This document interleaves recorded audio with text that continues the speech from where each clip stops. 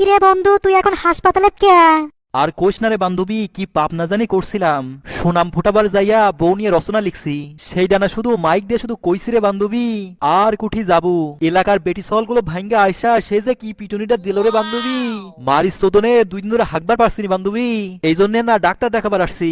তা তুই কি এমন রচনা লিখছো, আমাকে একটু শোনা তো। হরে হ, এটি কইয়া আবার আমি পিটন খাই তাই না? তো ধান্দা ভালোই দেখতেছি। আরে পাগলা, আস্তে আস্তে কবু, আমি আর তুই খালি শুনতে পারলি হইলো। আচ্ছা তাহলে শোন, রচনার নাম হচ্ছে বউ। বউ একটি আজব প্রাণী, এদের একটি নাক, 2টি কান এবং 2টি সন্দেহ চোখ আছে, যাহা দ্বারা স্বামীর কুকীর্তি ছাড়া এরা কিছুই দেখিতে পায় না। বিশেষ করে এরা স্বামীর মেয়েবাজি খুব ভালো করে দেখতে পারে। বউ এমন একটি প্রাণী যাকে দেখে সিংহের মতো সাহসী স্বামীও গার্লফ্রেন্ডের নাম্বার খালা বলে সেভ করে রাখে। আর এদের বুদ্ধি সবসময় হাঁটুর নিচেই থাকে, কিন্তু এদের বুদ্ধি হাঁটুর নিচে থাকলেও পরিবারে এদের গুরুত্ব অপরিসীম। এদের অস্ত্র হলো ঝাঁটা, বটি, খুন্তা, হাতা, জুতা, বালতি ইত্যাদি। আর এরা খুব ভালোভাবে ঝগড়া করতে পারে। আর বউ এমন একটি প্রাণী যে নিজের বউকে ছেড়ে অন্যের সকলের বউকে বেশ ভালোই লাগে। এই আস্তে কবারে, তোর কথা শুনে তো আমার ভয় লাগছে। আমার মনে হচ্ছে তোরে তো আমি কষাই, আর এখানে কিন্তু নার্সের অভাব নাই। এই তো তুই কথার মধ্যে ফস করে পাড়া ঢুকাই দিলি, চুপ করে থাক, আমি আস্তে আস্তে করছি। হে, বউ এমন একটি আজব প্রাণী যাদের ঝগড়া হলো মৌলিক অধিকার। দিনে একবার হলেও স্বামীর সাথে তারা ঝগড়া করবেই। ঝগড়া তাহাদের ডেইলি রুটিন, আর তাদের শেষ অস্ত্র হলো চোখের পানি। আর সর্বশেষে বলবে আমি দেখেই সংসার করে গেলাম, অন্য কেউ হলে কবেই যে লাথি মেরে চলে যেত। এরা যখন বউ থাকবে তখন বলবে শাশুড়ি খারাপ, আবার এরা যখন শাশুড়ি হবে তখন বলবে বউ খারাপ, অথচ দুটি এক প্রাণী।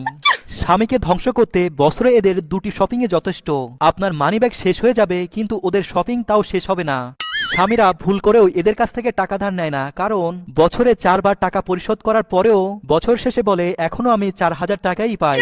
আপনি যেদিন এই বউ নামের প্রাণীটিকে ঘরে আনবেন সেদিন থেকে আপনি মনে করবেন আপনার স্বাধীনতা চাঙ্গে উঠল। কিন্তু আপনি মাঝে মাঝে স্বাধীনতা পাবেন যেদিন বউ বাপের বাড়িতে বেড়াতে যাবে। বউ অত্যন্ত একটি সাহসী প্রাণী, কারণ বর বিয়ে করতে যাওয়ার সময় কমপক্ষে 70 থেকে 80 জন মানুষ নিয়ে বিয়ে করতে যায়, কিন্তু বউ একাই আসে স্বামীর বাড়িতে। ও আরেকটা কথা বলাই হয়নি, বইয়ের ইংরেজি নাম হচ্ছে ওয়াইফ, WIFE, যার পূর্ণরূপ হচ্ছে উইদাউট ইনফরমেশন ফাইট এভরিওয়ান। তোর এখনো শেষ হয়নি, আর কত বড় বাড়ে। আমার কিন্তু ভয় লাগছে, আর আমার কিন্তু রাগের গটা জ্বলতেছে। এ ভয় কিসের রে? এত রাগ হচ্ছে কিসের জন্য? ভালো করে শোন, তোর কাজে লাগবে।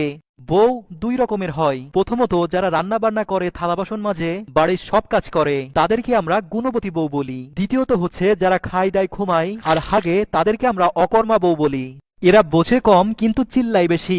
কিছু বউ আছে যাদের একটু বয়স হয়ে গেলেই একটু মোটা হয়ে যায়, এদেরকে আমরা ভাবি বলে ডাকি। আর এই ভাবিদের উপর ব্যাচেলার ছেলেমেয়েদের একটু ক্রাশ বেশিই থাকে।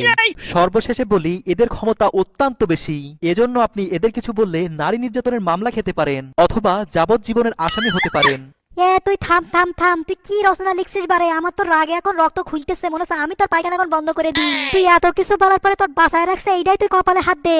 তবে বন্ধু, তোকে অনেক ধন্যবাদ। আমার এই কয়দিন ধরে পাতলা পায়খানা হচ্ছিল, কিন্তু তোর এই বউ রচনা শুনে আমার রাগের শোধনে পাতলা পায়খানা এখন বন্ধ হয়ে গেছে। আমার আর মনে হয় ডাক্তার দেখানো লাগবে না, তুই থাক, আমি গেলাম গা।